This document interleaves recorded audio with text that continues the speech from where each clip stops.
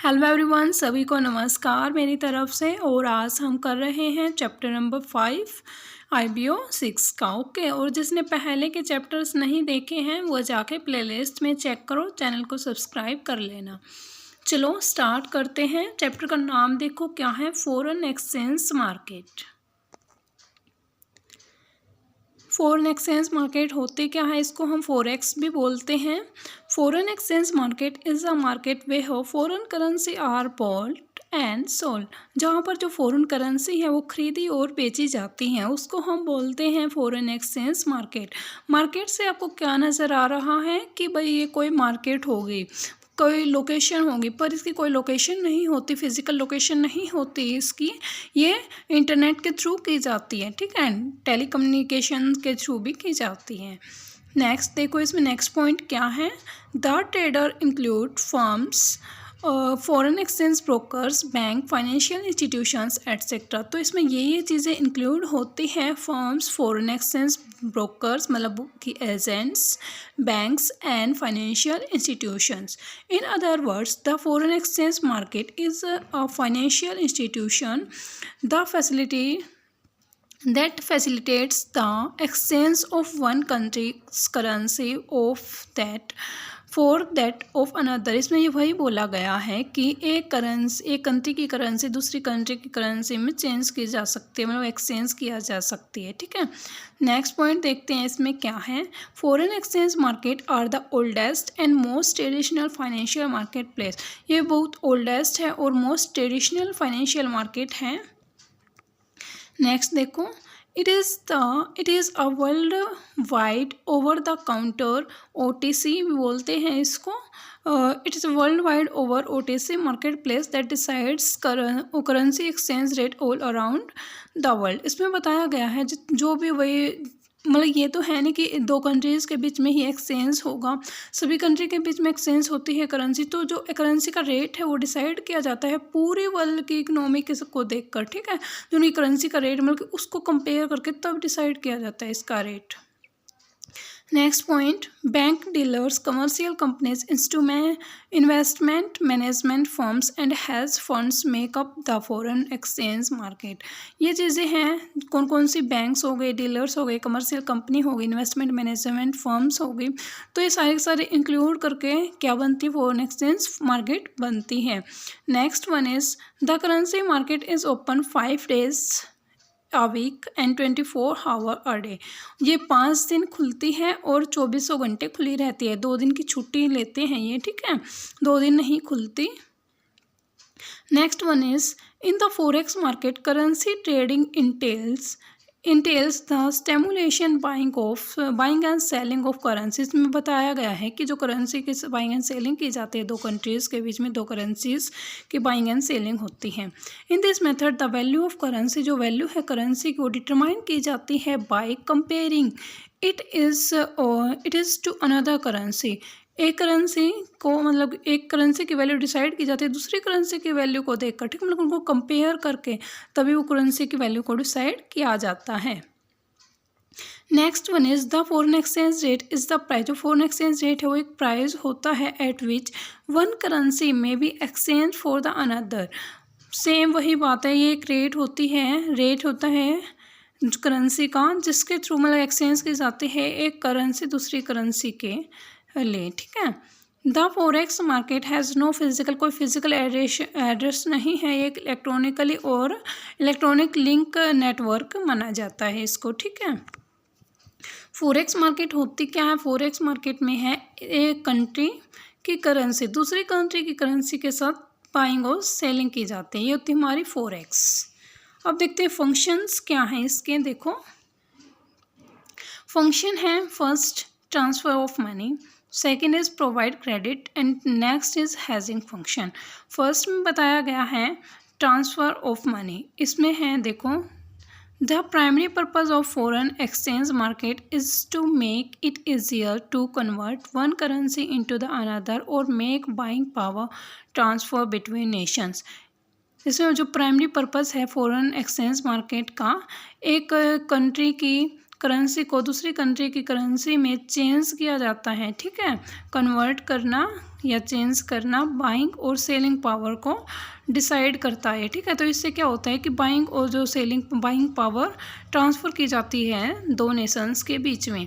Number of credit instrument, जो number of credit instruments हैं वो देखो भाई, जैसे कि telegraphic transfer, bank drafts and foreign bills are used to transmit purchasing power. The foreign exchange market perform the transfer function by making international payment by clearing debts in both the direction at the same time, similar to the domestic clearing। इसमें बताया गया जो foreign exchange market वो perform करती है transfer का function, कैसे? International payments को पे करके, मतलब जो भी इंटरनेशनल पेमेंट्स बची हुई थी, जो डेट थे उसको क्लियर करके, जो इंटरनेशनली भी पेमेंट को क्लियर करना पड़ेगा और जो डोमेस्टिक है उसको भी क्लियर करना पड़ेगा एक, मतलब एक समय में, ठीक है, दोनों को एक टाइम पर, तो तभी ये परचेजिंग पावर डिसाइड की जा सकती है। Next one is provide credit. Provide credit में क्या है, मतलब कुछ भी भाई उधार देना, ठीक है। Another important role of foreign exchange market is to facilitate international trade by providing credit both domestic and international. इसमें क्या किया जाता है, जो इंटरनेशनल ट्रेड में क्रेडिट दिया जाता है डोमेस्टिक तरीके से भी और इंटरनेशनली भी, ठीक है। Next one is when foreign bills of exchange are used in overseas payment, a credit of around 3 months is necessary before they mature। इसमें बताया गया है जो कि फॉरेन एक्सचेंज, जो फॉरेन बिल होते हैं एक्सचेंज के, वो यूज़ किए जाते हैं ओवरसीज़ पेमेंट में। जो क्रेडिट होता है वो 3 मंथ्स के लिए, मतलब 3 मंथ तक वैलिड किया जाता है, जब तक वो मैच्योर ना हो, ठीक है, तब तक वो लिखा जाएगा, तब तक वो उसको मतलब कि एक क्रेडिट पर दे सकते हैं 3 महीने के लिए ही। The forex provide importers with short term loan in order to promote the flow of goods and services between the countries. जो जो फॉरेक्स है वो क्या करते हैं, प्रोवाइड करते हैं इंपोर्टर को शॉर्ट टर्म के लिए लोन्स प्रोवाइड करते हैं, ताकि उन्हें प्रमोट किया जा सके, उन्हें क्या कहते हैं, प्रमोट किया जा सके जो फ्लो है गुड्स एंड सर्विसेज का दो कंट्रीज़ के बीच में, ठीक है। उनको लोन प्रोवाइड करते हैं किनको, इंपोर्टर को, ताकि वो मतलब कि ज़्यादा से ज़्यादा गुड्स एंड सर्विसेज एक दूसरे के साथ खरीदे, ठीक है। जो इम्पोर्टर है, इम्पोर्टर ही था ना ये, the importer can fund international imports with his own credit, मतलब कि जो उसके पास क्रेडिट है तो उससे भी वो क्या कर सकता है, फंड को ले सकते हैं, okay. Next one is hedging function. Hedging function का मतलब क्या होता है, प्रोटेक्ट करना, ठीक है। कोई भी मतलब कि किसी भी चीज़ को प्रोटेक्ट करना, अपने जो भी पैसे हैं उनको प्रोटेक्ट करना, तो ये होता है हेजिंग फंक्शन। इसको हिंदी में बोलते हैं बचाव व्यवस्था, ठीक है। Hedging foreign exchange risk is a third party function of the foreign exchange market. ये थर्ड पार्टी का फंक्शन होता है, और इसमें आगे क्या बताया है, hedging is a process of avoiding foreign currency risk. इसमें जो फॉरेन करेंसी का रिस्क होते हैं उनको अवॉइड किया जाता है। द एक्सचेंज रेट और the price of one currency in the term of another currency change in the form of exchange market. The party involved may earn or lose money if there are large amount of net claims or net liabilities that must be satisfied in foreign currency. A person or a company takes a significant exchange risk। इसमें बताया गया मतलब कि जो भी उसके पास पैसे होते हैं उनको किस तरीके से वो बचा के रख सकते हैं, ठीक है। और जो उसके पास जो लार्ज अमाउंट है नेट क्लेम्स की, और उनको मतलब सेटिस्फाई कर सकते हैं उनके साथ, ठीक है। तो ये थे हमारे 3 फंक्शन, और 2 फंक्शंस और हैं हमारे, देखो कौन से हैं। डिटरमाइनिंग एक्सचेंज रेट, मतलब कि जो एक्सचेंज रेट है उनको डिटरमाइन करते हैं, उनको पता लगाते हैं कि फ्यूचर में कितने होने वाली है एक्सचेंज रेट, ओके। और स्पेकुलेशन का भी यही है कि भाई उसको पता लग जाता है कि फ्यूचर में कितनी हो रहेगी हमारी, ठीक है, एक्सचेंज रेट क्या होगी, डॉलर के बदले में हमें कितनी एक्सचेंज रेट देनी पड़ेगी। तो ये हमारे 5 फंक्शंस थे इसके। अब देखते हैं एडवांटेजेस क्या हैं इसकी फॉरेन एक्सचेंज मार्केट की। फर्स्ट है flexibility, next one is transparency, next one is option trading, and here maximum profit planning forex requirement helps in managing foreign exchange risk। जो हमारा फंक्शन था हेजिंग फंक्शन वाला वो ये सेम है, ठीक है, मतलब मैनेज करते हैं उनको और उनसे बचने की कोशिश करते हैं। देखो फ्लेक्सिबिलिटी में क्या दिया गया है, the forex market offer trader a great deal of a freedom, मतलब फ्रीडम प्रोवाइड करती है ये। This is due to the fact that the quantity of a money that may be traded is unlimited, मतलब कि जो quantity है वो unlimited हो, कितनी भी ट्रेड कर सकते हैं। Moreover market regulation is essential not existence, वो इसके जो रेगुलेशन है वो इसके एग्जिस्टेंस में नहीं दिए हुए हैं। ओके, मतलब कि फ्लेक्सिबिलिटी मतलब कितने भी वो उनको फ्रीडम दी हुई है और फ्लेक्सिबिलिटी भी चेंज भी किया जा सकता है। Next one is transparency. Transparency में क्या बताया गया है, the forex market is an enormous in size, मतलब कि बहुत बड़ी है साइज में जो कि फॉरेक्स मार्केट है, and Spence many time zones, और बहुत सारे टाइम जोन्स हैं इसके। Despite this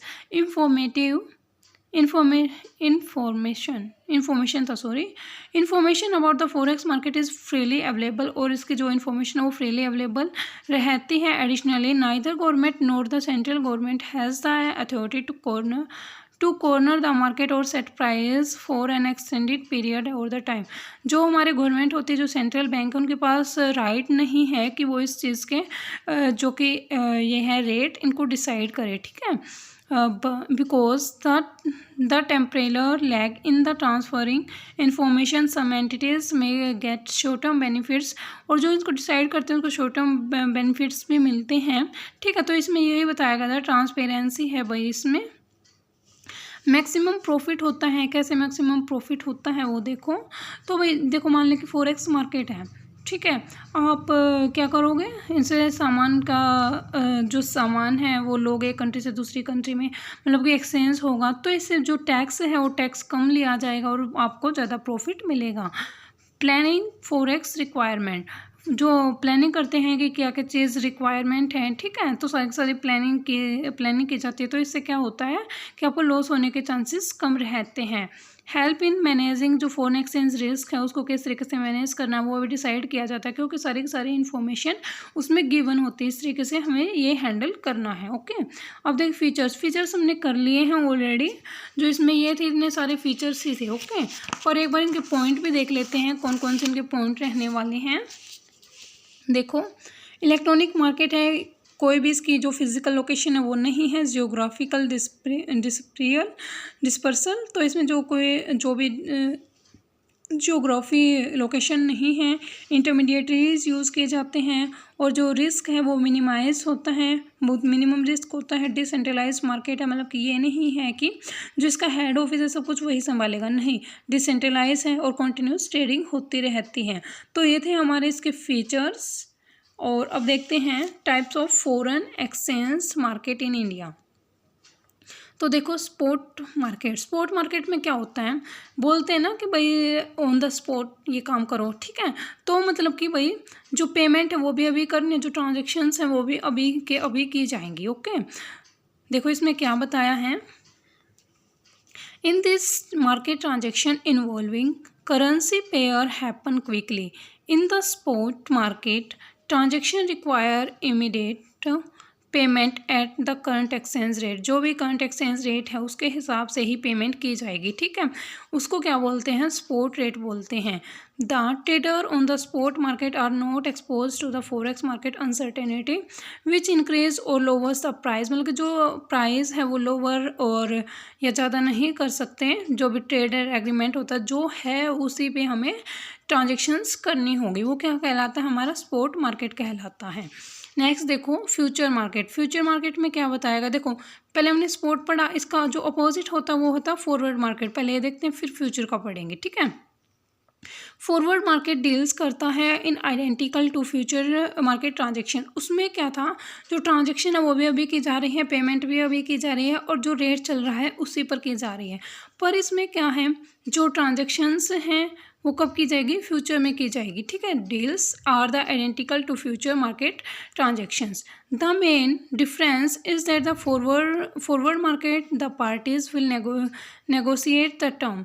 The term of agreement can be negotiated and adapted to the needs of the parties concerned. Flexibility is provided by the forward market.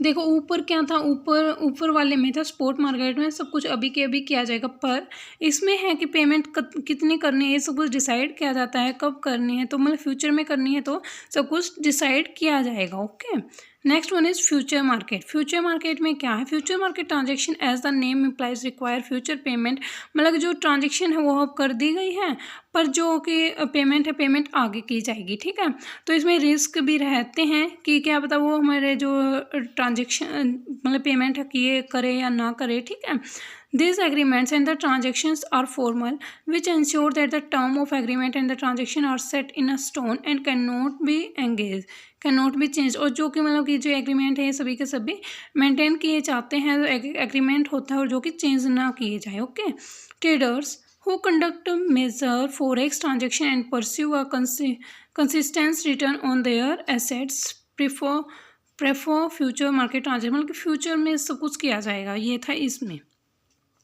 अब था भाई swap market. Swap market में क्या cell और रिपरचेज की जाती है। देखो अगर आपने कुछ चीज़ सेल कर दी है और आप उसको दोबारा खरीदना चाहते हो, मतलब कि दोबारा अपनी ही बेची हुई चीज़ को दोबारा ले रहे हो, तो स्वैप वाला। ठीक है, करेंसी इंटरचेंज होती है इसमें। ठीक है, रिपरचेज करना, अगर आपने कुछ चीज़ सेल की है फिर उसको रिपरचेज कर रहे हो। Okay, next one is option market. Option market में क्या होता है, भी ऑप्शन होते हैं उसके पास कि किस तरीके से आपको लेना है। एक तो कॉल ऑप्शन होता है, कॉल ऑप्शन होता है सेल बायर के पास, और पुट ऑप्शन होता है सेलर के पास।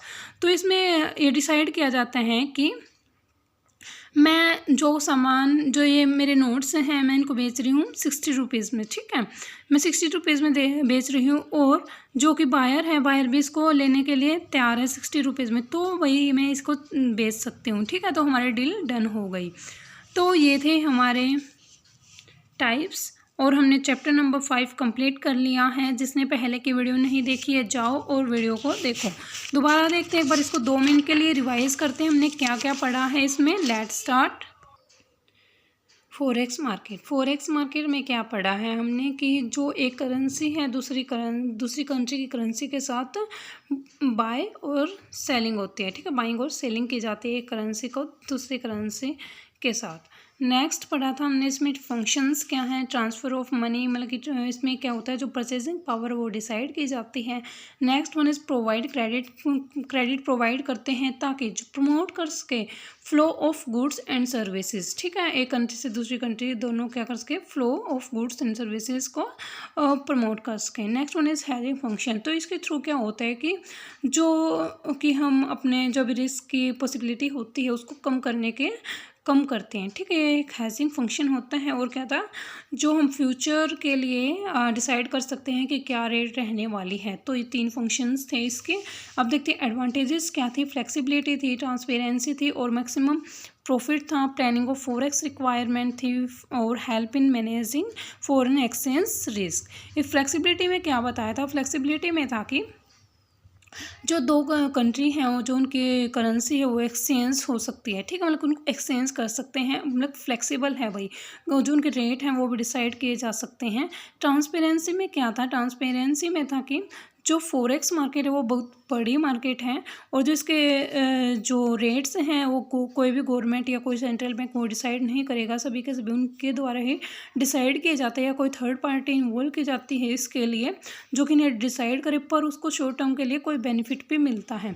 मैक्सिमम प्रॉफिट में क्या है, अगर उनको पहले से ही पता चल जाता है कि इतने का प्रॉफिट होने वाला है, तो मतलब कि जो रेट है वो इतनी रहने वाली है और जो रिस्क होने वाला है ये होने वाला है, तो उसको वो मेंटेन कर लेते हैं, तो उससे कि प्रॉफिट होने के ज़्यादा चांसेस रहते हैं।